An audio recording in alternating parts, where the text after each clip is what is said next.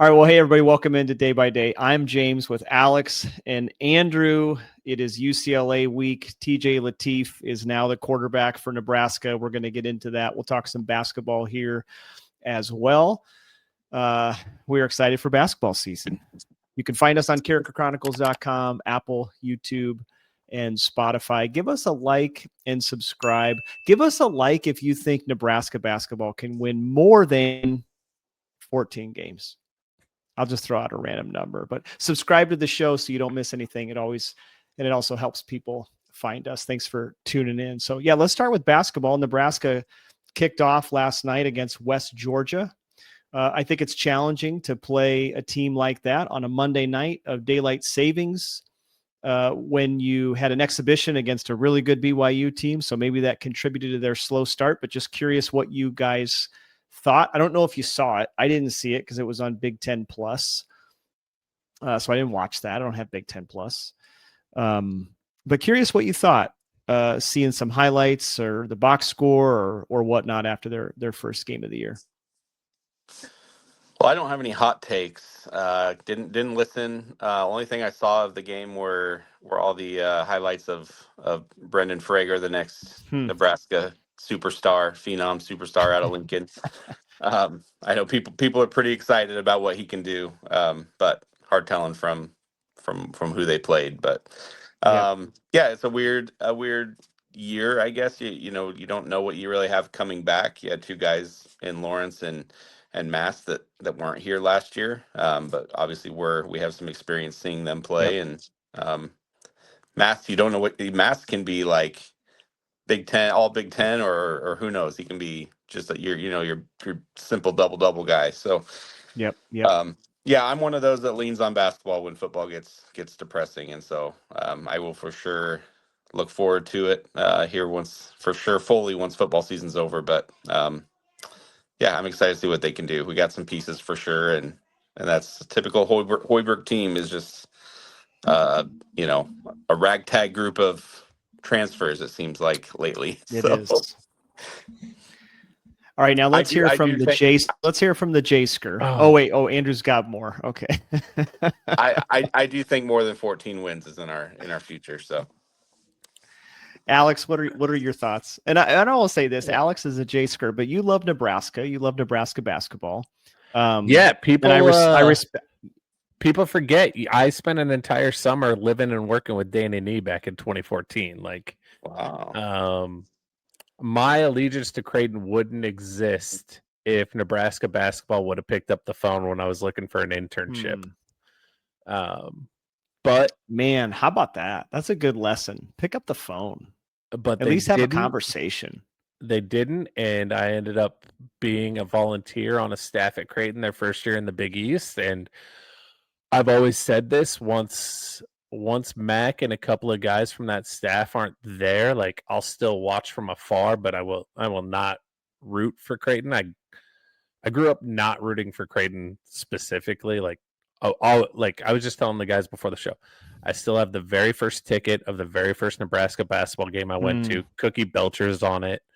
Man, I've posted the photo a handful of times of when I was 24 years old, working basketball camps up on the East Coast, and I lived right down the hall from Danny Nee and worked with him every day. That story about my first conversation with Danny Nee is not family friendly, but I'll share it with you guys afterwards.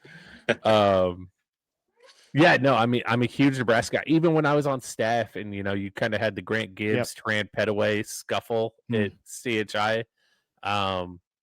It was hard that was a hard game to be a part of because, like, I really like Nebraska basketball. And, last year I got a lot of crap when Nebraska won.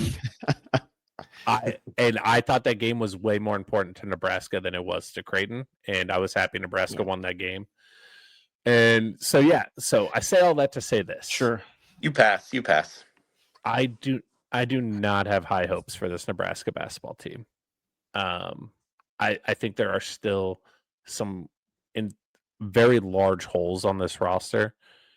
I think that's something to expect when you are bottom 5, bottom 3 on NIL budgets in your conference. Yeah. But more than anything, and I've said this for a long time, I don't think Fred's style fits the conference. And I'm hoping I get that. I'm hoping that Buzz Williams going to Maryland and bringing in Oregon, bringing in USC, Washington, and UCLA kind of makes the conference change a little bit. For the longest time, it's just been football on the hardwood, which is what I've attributed to Big Ten struggles as a whole in March.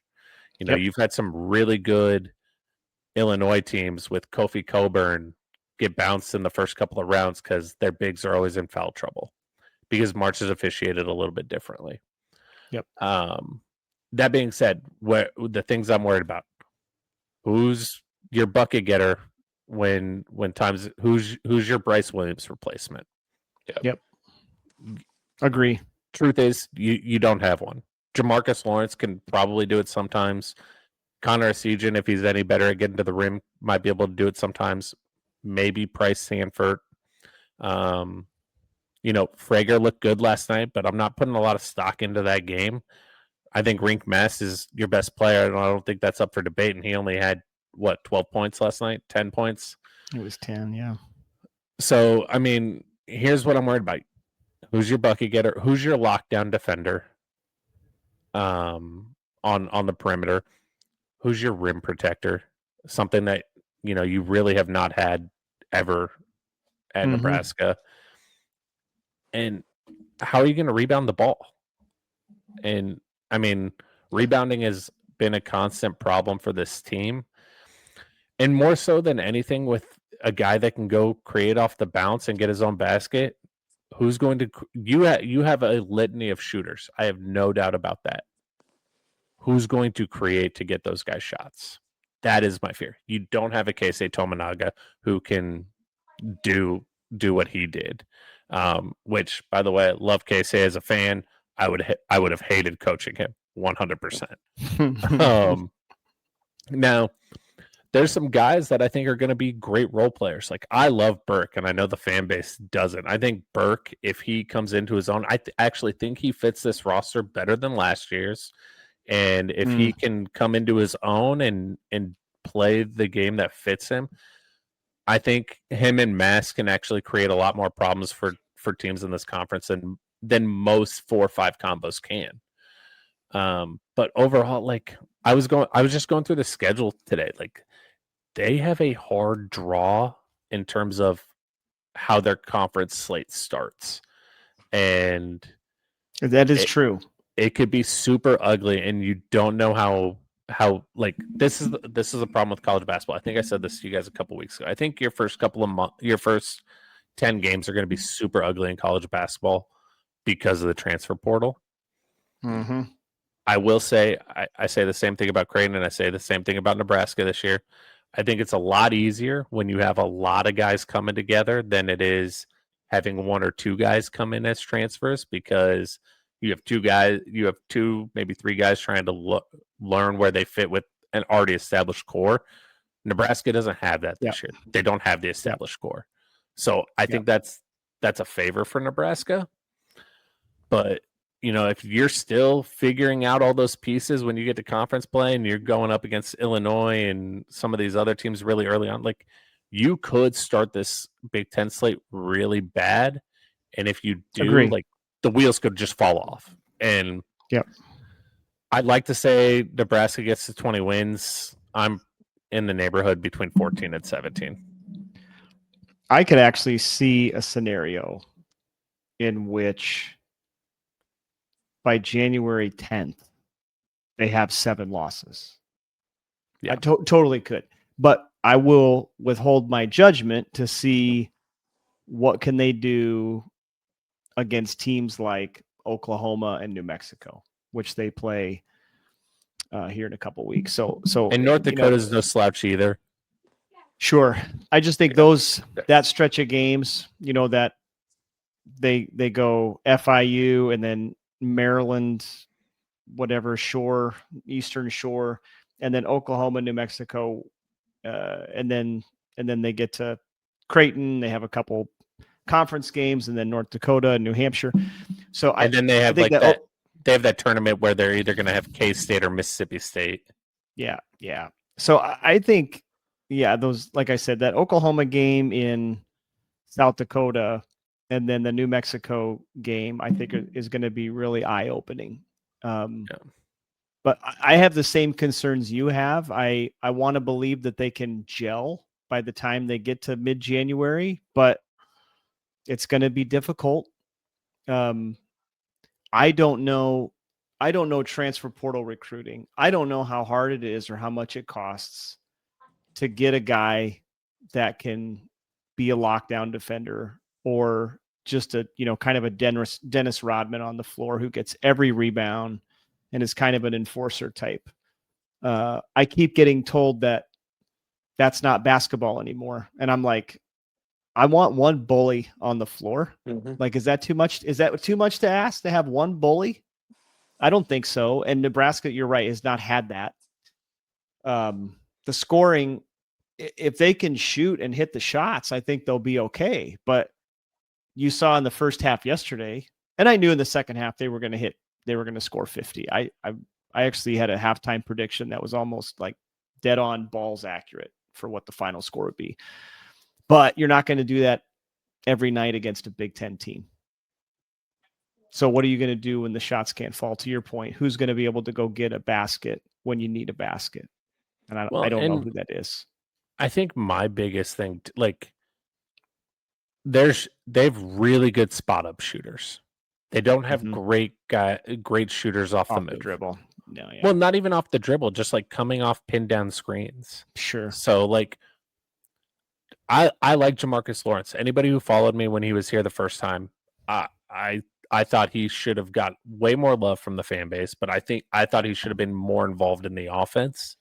But you need two guys who can go get to the rack off the dribble to create for spot up shooters, and I don't think they have it.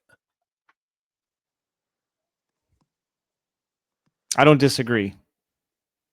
Hopefully they can get creative in how they can generate offense.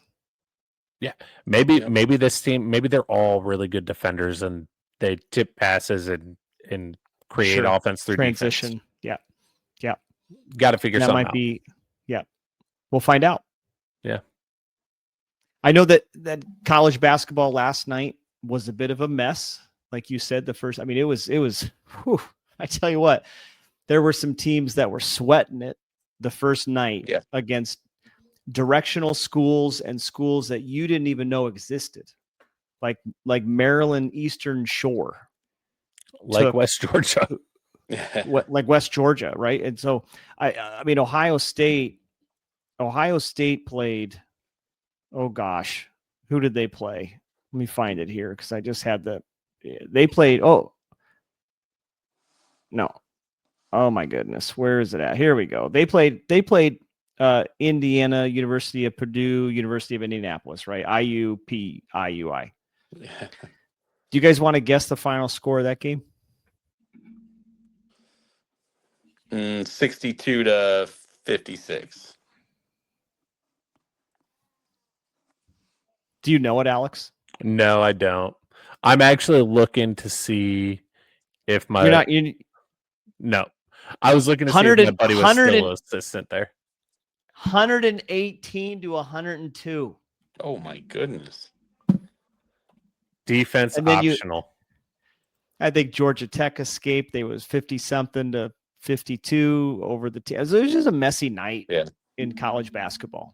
And so what Nebraska did not surprise me. And then what they did in the second half to run away with it did not surprise me. So I don't take much stock into that game. We'll see how they do here coming in the next, week and a half with some better opponents. So, my Ohio State plays one of my former teammates' teams in Purdue Fort Wayne on Friday.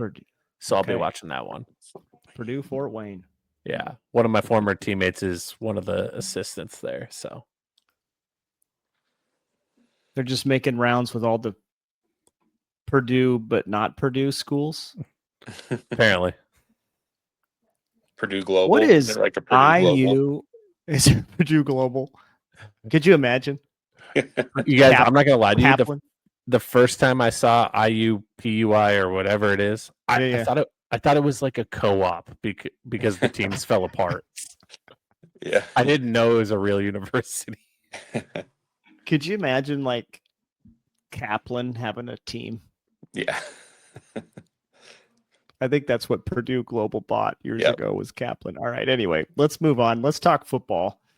Wait, I got Nebraska a funny one plays for you. UC. Okay. There is a school in Lincoln that belongs to like no league. So they don't have like eligibility requirements. It's a Seventh-day Adventist school. I played against them my sophomore year at college. Oh, yeah. Union College. Yeah, I was guarding a professor. What? Yes. They have no eligibility rules. Wait a minute. Wow. But doesn't the division they play in have eligibility rules? No, they're not in the division. So they just like a club team. Essentially, yeah. And you were guarding like a professor? Yeah. It wasn't his nickname? He No, actually was a professor. Yeah. He was like a teacher at the school. Oh, that's so great. It's like playing noon ball track against a 50-year-old guy. Oh, gosh. No, I mean, my freshman year at Peru State, we had a guy who was 38 and he was a freshman from Slovenia. But like, this is not that. Is Peru State, are they NAIA? What were they? So when I was there, we were NAIA Division II. Now they're Division I. Okay. And I don't remember I think they're still in the Heart of America Conference. Those conferences have been realigned almost as much as Division I. That's great. All right, let's talk some football. So it's TJ Lateef time, and I think that's the big story of the week. Really interesting. I think not in every way, but in some ways, his game is similar to UCLA's quarterback. We're going to see two quarterbacks have the ball in their hand a lot on Saturday. And so I want to talk about what you guys think Nebraska will be able to do on offense with TJ. Last week, it wasn't pretty, and we talked about that after the game. We kind of rambled for 28 minutes in our post-game reaction. I don't think that we had much substance, but now TJ is going to have a whole week of just him, which I think is going to be huge. So what do you guys think Nebraska can do offensively? Maybe we need to talk defense too. Can Nebraska hold UCLA to 21, and can Nebraska get to 22? What's the number? What number does Nebraska have to get to win this game, and can TJ lead them to that? I'm gonna say it feels like it should be Emmett leading us to that. Yes, TJ by default being quarterback, but it better be a heavy Emmett game. Love to I get see that. So let me put it this way. Will a week of practice, I think I know the answer. The answer is yes. It's little things, right? TJ tripped Emmett on a handoff. Oh, right.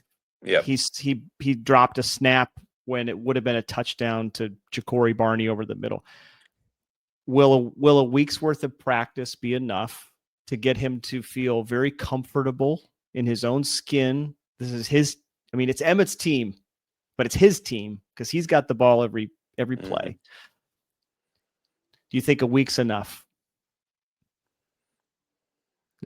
I was like, no way. No, and is this the Lawrence Phillips game? Are we going to the Lawrence Phillips game where Emmett's going to have 38 carries? No. I'm going to say it's not enough. I'm going to give you a quick reason why, and then I'll let Andrew go back into his answer. The reason it's not enough is because he could have a whole month. He could have 6 months. I don't care. Nothing is going to prepare him to be 100% ready for his first start to be in the Rose Bowl in front of family and friends. This is a homecoming for him. Like, there's nothing that is going to make him 100% ready. He could have 2 years. Now he may have more fans there than UCLA will. Yeah. Yeah, Rule said he's had this is one of the most requested games as far as the tickets he hands out. Yeah. So yeah. So that's just my point. Like, comfortable, maybe. That's fair. 100% ready, no. Yeah. No. Yeah, I think we've got to be prepared for the same. Hopefully, not the identical mistakes he made last game, but there are going to be mistakes. There will be a bad snap, a fumbled snap. There's going to be potentially a pick. Like, we can't now look at him through the same lens as we looked at Dylan. We can't look at him. It's just we gotta modify our expectations and good call. Yeah, I don't know. I mean, I know we all hope to see the offense look differently. We hope that we see some West Virginia ball or whatever out of Dana, but I think let's focus on football, right? Like, get those first downs, play physical, block soundly, and then if TJ has opportunities to open it up with his feet or hit a deep play action, great. But yeah, I don't come into it seeing him have some special story where he leads, some insane game-winning drive. That'd be amazing. It'd be awesome. But let's just play some fundamentals and win the game. So, yeah, I think the question I have is, is how much does this offense change with him? I mean, actually structurally, systemically, are we going to see Nebraska do things with the quarterback run game? I think you have to. It's part of his skill set. And then what is the game plan? And I want to, especially hear from you, Alex, like, is it limit UCLA's possessions, kind of like what they did against USC, or is it, hey, we're flying high and we're gonna go fast and get this kid in rhythm and try to outscore him? I think I know what they're gonna do, but what do you think? Yeah, I think, shout out to Steve Merrick too. He posted a 2-minute clip of TJ's reps earlier in the year against Houston Christian and Akron. Like, I think it's very obvious that they have some form of a package for him that he feels comfortable with, probably similar to what he ran in high school, but also a lot similar to what Dana ran at Houston in West Virginia. I think the offense is actually going to some degree look sharper. I think TJ is going to be willing to throw the deep ball a little bit more, throw the ball over the middle a little bit more. But I think part of the problem with the offense this year, and shout out to Connor Happer today, he brought this up, and I've kind of felt this way for a while, is Dylan can just do so many different things that they never focused on what they did well. They never just zeroed in, and I can't think of anything other than the tunnel screen that was a pet play for them. Yeah. And so with it being TJ's first start, limited reps throughout the season, you're going to have to cut down that playbook to about 25 plays that he is most comfortable with. And then you're just going to execute those at a high level. I think you're going to factor in 8 to 10 design QB runs and probably get another 5 to 10 scrambles. But yeah, I just think you're going to see a much smaller playbook, probably more 2-back sets with some misdirection and a lot more just really quick read decisions. And, he checked into that screen, that would have been a touchdown, but how many checks is he going to make at the line of scrimmage? Because without really having film on him as UCLA, how exotic are you going to get attacking him at the line of scrimmage? Or are you just going to play base and figure out what Nebraska is going to try and do? Yeah.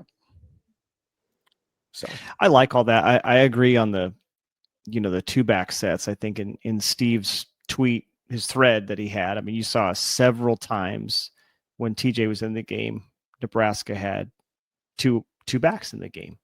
I think that's just a function of he's mobile And you could run some pretty cool stuff with two backs and a mobile quarterback. Mm-hmm. I mean, essentially what you're doing is it looks different because it's in the shotgun, but it's a lot like what Nebraska would do under Tom Osborne in terms of pass, run with two backs. And so I'm excited for that. And I don't know how, is that going to be something where, that's happening throughout the game? Is that going to be their bread and butter? To your point, are they going to hang their hat on something? And that's really interesting what you said about Happer. Like they didn't really hang their hat on something with Dylan. And I mean, I said it today too. Like, I would say in the last 2 to 3 games, maybe 3 to 4, they have found what running plays work, which to me is super frustrating because I've been saying that for 2.5 years. Like, the mid to outside zone is what these guys excel in. But yeah, I mean, and I think hopefully, like when Dylan's back next year, they realize this. Now, I think what you're going to see this week is the coaches being in a lot more control of what's happening with the offense. There's going to be way less checks. There's going to be way less options to check into. Everything's going to have to be slimmed down. And Mike Leach said it. I'm sure Gundy has said it. I'm sure Holgerson has said it. Like in regards to the air raid, it's not a bunch of different plays. It's like 10 plays ran out of different sets, and you just have to be really good at those. And we're obviously not going to go full air raid, but I think we're going to see a lot more spread concepts versus pro concepts. Mm-hmm. Yeah, Alex, you said exactly what I was thinking. It's going to be interesting to see if the offense looks different because it's specifically Lateef's skill set, or if it's because of that, like you said, that coaching player dynamic where they gave Dylan a lot of freedom to just kind of do his thing or make those checks, make those reads. It was very talked up earlier in the year about his skill with that. I think we've also had some concerns about that, is like how much of this is the play call and versus what he's just seeing. And so, yeah, I think you're going to see TJ's going to have to lean on those coaches a lot more. I'd be shocked if they give him the same, that same ability to go out there like Dylan and see the defense and make changes. So, yeah, that'll be interesting to see what Holgerson dials up and how it's executed. And I think too, like I said it when I sent you guys that video today or yesterday, like, again, it's obvious that they have some sort of a package for him. How much of that package was run by the first team guys that they could throw into the game on Saturday? Mm-hmm. Yeah, I think it was probably installed and they saw it, but I don't think they weren't comfortable with the first team guys running it because they never run it. Yep. So I made that comment to some people on Saturday night and Sunday, and it just seemed to fall on deaf ears. And I'm like, I don't know why this is hard to understand. It's not that the coaches didn't trust TJ. It's that they didn't trust TJ and the guys who were on the field together. Yeah. And TJ doesn't practice with that offensive line, and Emmett for that matter. And so you're throwing, this comment, this was thrown out so much on Saturday night. Like, oh, well, Nebraska's been killed by backup quarterbacks time and time again over the last 10 years. And I said, yeah, after the guy was starting his first game against Nebraska and he had a week, but Nebraska has not had a guy come into the game third quarter because the starting quarterback was injured and then just light Nebraska up. Like that almost never happens in football. I mean, so BYU did it to Mike Riley, but I don't count Mike Riley, Alex. We're just not going to talk about. We're not going to talk about Mike Riley. We don't talk about Mike Riley. Sorry, I'm still learning the rules. That's fine. We don't. Yeah, I think I cannot believe Mike Riley is on the playoff committee. I did not know that. He still is. James, I'm pretty sure he is. James, you want to talk about comments from the game the other night? Please, let's do it. This was said to me the other night too. You can't run that 4th and 1 at the end of the game from the shotgun. And see, hold on. I tried to explain it like there's way less that can go wrong out of the shotgun in that situation than under center. And I was told, false, I played center. And I said, okay, you can say that all you want. I played quarterback. The mechanics for the quarterback under center to hand that ball off, there's way more going on. I have to get a clean snap, right? I have to know which foot you as the center are going to step with first and which one's naturally going to go back so I don't get stepped on by you. Then I have to run full speed to a running back who's running full speed to me and hand it off perfectly versus catch the snap and have good footwork at the mesh point. Yeah. Where in shotgun, you're really just putting the ball out there and the running back is going and getting it. Like there's way more that can go wrong under center. Yeah. And for anybody who disagrees, I'm going to ask this question. Do you really think football coaches over the last 20 years have tried to find ways to do things that are less efficient and harder? Yeah. Or is the game all about making it easier? I think where that comes from is the desire to have a lead blocker. And I get that. I thought I wasted part of my life today thinking about this and that play that they were going to run. They didn't run it, but they lined up with Harburg under center, right? The whole thing. So I thought about that and I thought, you know what? Again, if they were going to snap the ball and Harburg runs a naked bootleg, I'm all in. If it was going to be a play action pass and Lindenmeyer's running down the middle of the field wide open, I'm all in. Because for 9 games, what they've been showing out of that formation is they do either a crappy push tush or a very sloppy handoff where everybody knows what's coming. There's 11 men in the box and he gets stuffed. I'm like, do what you do best, which is line up in 3 or 4 wide, bring Lindenmeyer or Harburg across the formation on motion, snap the ball and hand it off to Emmett. Mm-hmm. And at least you keep the defense honest by spreading them out. And I think there's no shame in spreading out a team. You don't have to Nebraska. This goes back even when Frost was calling plays. Like when Nebraska's in a tight formation or a bunch or a power, they've just struggled. Like this is factual. They struggle in short yardage situations, bunch formations, I formation. They struggle. Just do what you do. Be you. Don't be somebody else. And that's the problem with this offense all year, right? Like they don't know who they are. And still don't. That tush push is evidence of it. And like if you want a lead blocker, go pistol with the lead blocker. I don't care. Yep. And we haven't ran pistol, I don't think once. I don't think we've ran pistol since Bo Pelini and Sean Watson or Tim Beck. Yeah. So, I mean, that's my soapbox on going under center versus shotgun in that situation. Like, if it's Dylan, fine, go under center. But how many times do you think TJ Lateef has gone under center with Justin Evans? Yeah, that's a big moment to try to pull it Probably off. 0. Yeah.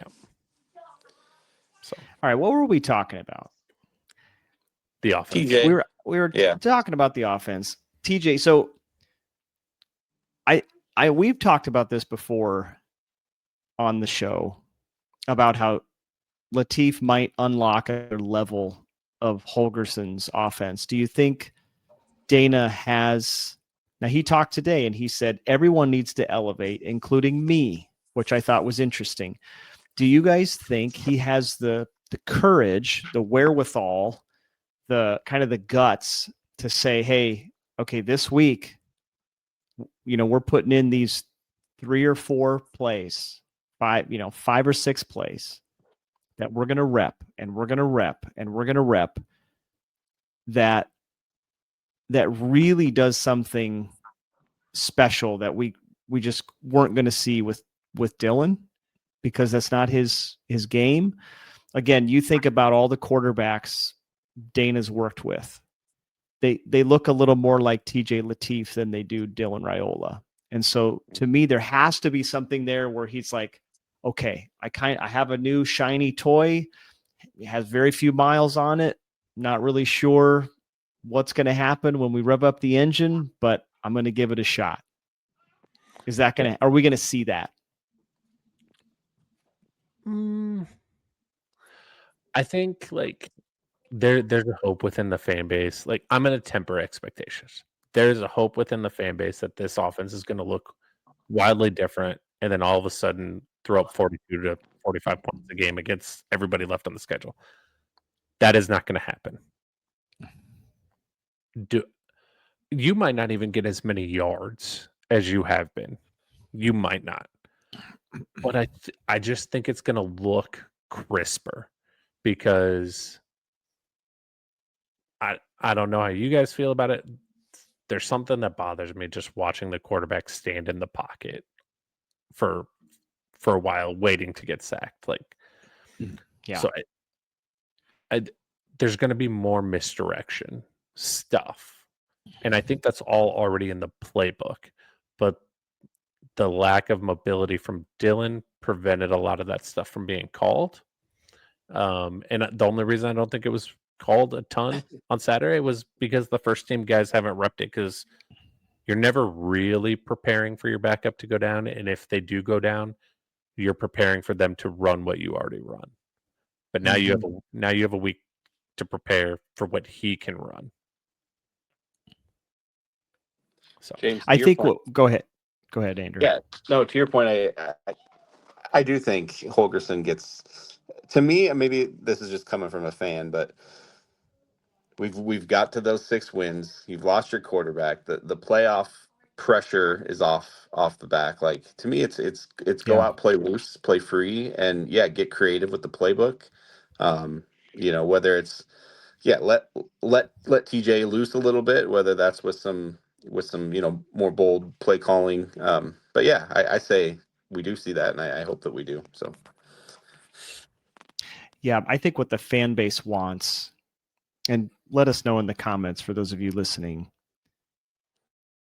it might not have happened in the middle of the game last week, but what we want to see is Nebraska can scheme up something with a backup quarterback that UCLA has never seen, and he has himself a day.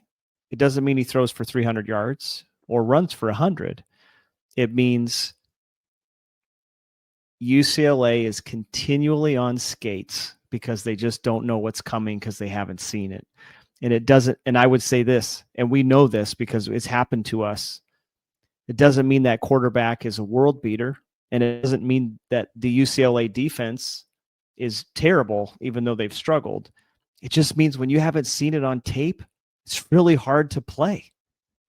And I think what a fan, this is me now speaking as a fan, I want Dana and TJ to some extent. I mean, he's the player, but like, I want Dana to prove to us you can exploit what UCLA can't do on defense with the tools that you have at your disposal in TJ, in Emmett, in Jacory.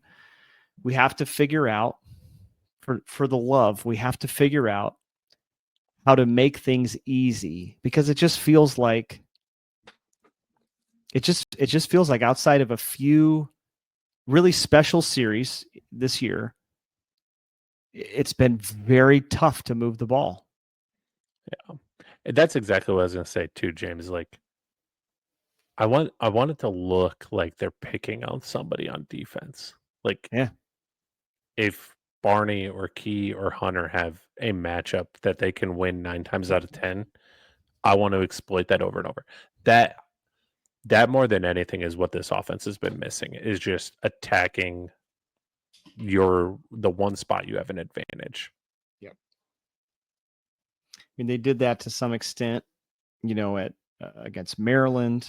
I kind of throw out the Akron and Houston Christian, games, but maybe a little bit at Michigan State, but just not consistently. And it's hard to put a finger on what is it, especially when the coaches in a press conference say, well, it's a lot of things.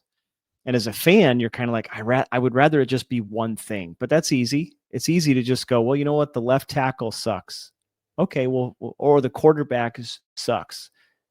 But when it's a lot of things, it's hard for fans to stomach that, because then what we hear is everything's bad. And that's not the case. They've been miraculously efficient according to metrics, like throughout the season. It hasn't been terrible, but that's also because a lot of games they just haven't had the ball a lot. It's been a few possessions.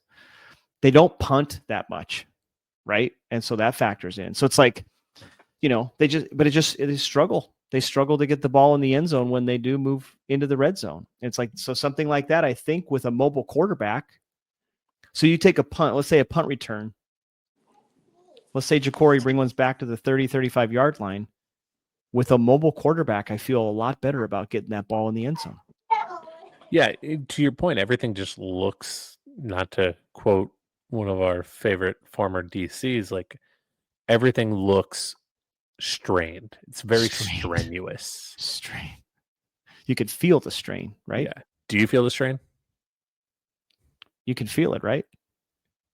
I feel it. I'm going to make his head pop up on this post-production. That's too good. Where? Oh, he's in North Carolina. Where's he at now? Yeah, that's oh my gosh. What I wouldn't give to be in the room with Bill Belichick talking to Bob Diaco. And his girlfriend there being like, Bob, you can't say that. Bob, you can't say. Oh my gosh. Well, and little Belichick too. There's a dude with I'm not in the loop. Is there his son? Steve, yeah. Oh, that's right. Duh, yeah. You've seen pictures of Steve. Yeah. Okay. Yeah. I have. I just had it always out. Yeah. All right. Well, let's get to some keys for Nebraska to find a victory here against UCLA before we do predictions. So, what are you guys watching for? Offense, defense, special teams. What are the things Nebraska has to do to win? My first key is you have to show the willingness to take the top off the defense with TJ. You don't necessarily have to hit that pass, but you have to take it, and you have to take it early. Otherwise, they are just going to crowd the box. Mm-hmm. Yeah, and then kind of with that, I would say establish. We haven't talked a lot about Emmett, but I do think he's going to have a big role in this. So, yeah, establish a run game early so that we can take the top off with some play action. Sidebar, I want to double click on Emmett for a minute. He's the only Power 4 rusher to have over 1,000 yards. Quick, I want to get the temperature here. If he was at an SEC school, would he be talked about for the Heisman Trophy? Oh, yeah, for sure. If he had the same stats as he does today, yeah, without a doubt. Yeah. So what I find, and I don't know if I've talked about this with you guys. I might get laughed off the show for this. If someone isn't worthy of a Heisman Trophy, I would say you don't have to give it out. If someone isn't worthy of a most valuable player, you don't have to give it out. I know in most pro sports, there is a most valuable player. I am really curious what you guys think. I want to get back to the keys, but I forgot to mention this earlier. Who's going to win the Heisman? I fear they're just going to give it to some, regular old Joe of a quarterback, because that's what they do,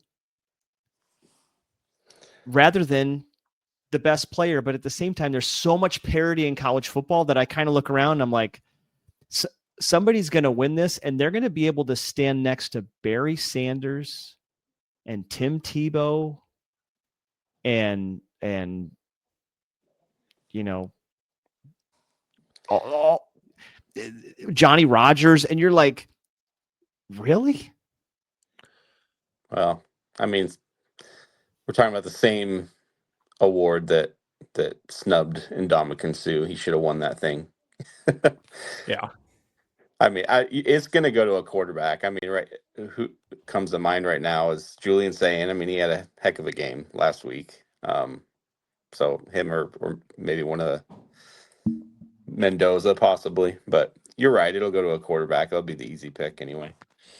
And I'm not suggesting Emmett Johnson should win the Heisman. But what I am saying is it just feels like that award does not go to elite players. Yeah.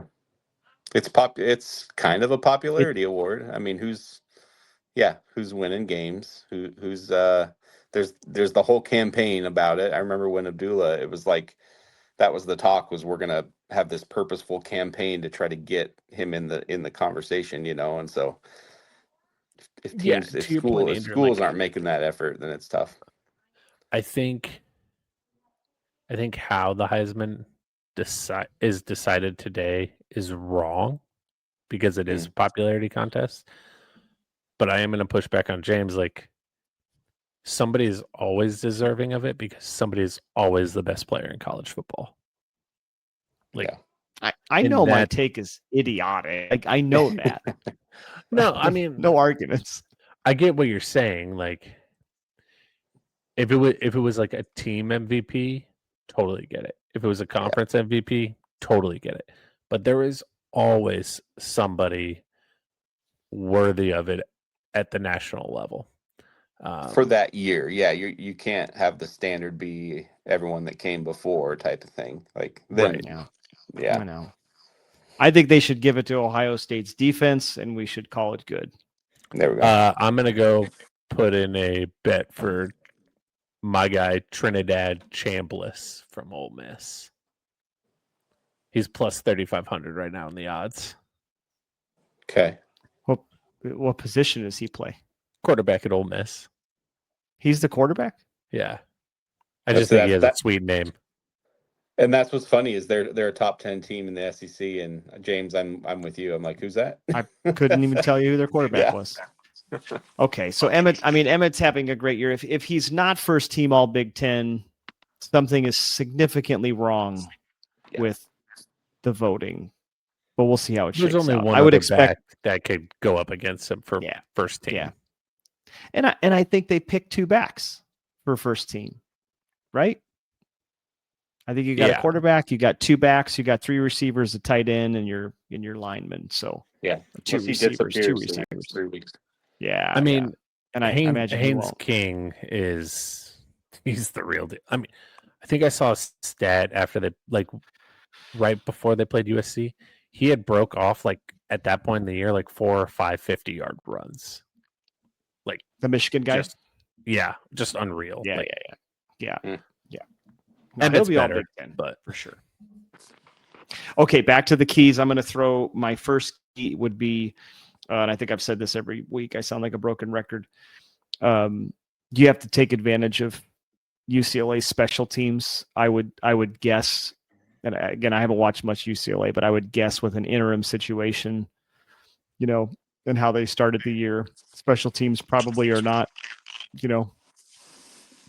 their specialty. And so take advantage. Give your quarterback, give your new true freshman quarterback a short field, and then make things hard, on Nico, in terms of, good coverage, good kick coverage. If we punt, make the field long for them. So take advantage, steal yards, steal points. Get out of Pasadena with a win. I think special team. This is one of those games for me with a true freshman quarterback where special teams needs to make some plays. Yeah. My second key, since James took it, is focus on stopping QB run. Like we talk about Sorsby, we talk about the kid from Michigan, and then even Maava this weekend. Maeva didn't bother me as much because I think we sacrificed giving up the run to take away their explosive passing game. In UCLA's conference wins, Nico has got that offense going with his legs. Mm-hmm. I think you are solid enough in coverage to not let that happen. Right. And then if you take away Nico's receivers and you take away his ability to run, I don't think their offensive line and their running backs are good enough to beat you. John Butler made an interesting comment because he talked about what they were trying to do against USC. And he was basically talking about like when you face a running quarterback, he's like, you know, if you bring up your safety too much, too often, too soon, he's like, they're just going to, you know, hit you over the top. And I did think that was interesting because I thought, but I think you trust your corners like a lot.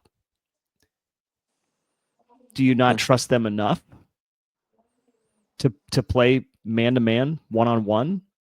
Because I feel like when you have a quarterback like that, you're either kind of playing a zone so your eyes can be on the quarterback and limit the run game, or you put your cornerbacks on complete islands so that your safeties can help in run support against a mobile quarterback. So I don't know what they're going to do, but I want to believe he's going to trust his defensive backfield because we've seen time and time again the linebackers struggle.